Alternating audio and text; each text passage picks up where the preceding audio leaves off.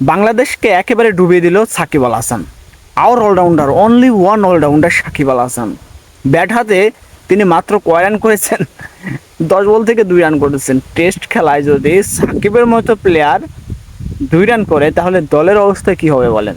তিনি একজন ব্যাটার, তিনি একজন বলার, তাকে পেতে হবে উইকেট এবং রান করতে হবে।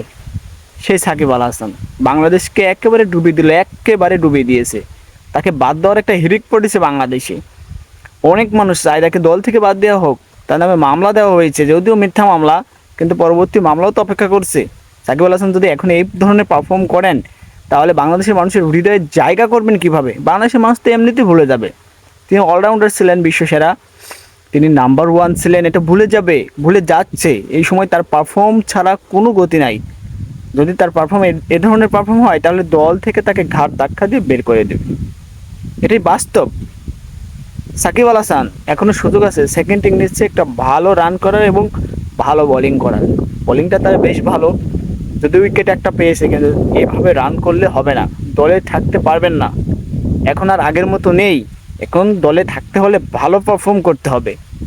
যদিও আপনার থেকে ভালো পারফর্মার বাংলাদেশে নেই বললেই চলে, কিন্তু বর্তমানে তো আপনি বয়সের শেষ সীমায় অবস্থান করছেন, আপনাকে পারফর্ম করেই দলে থাকতে হবে।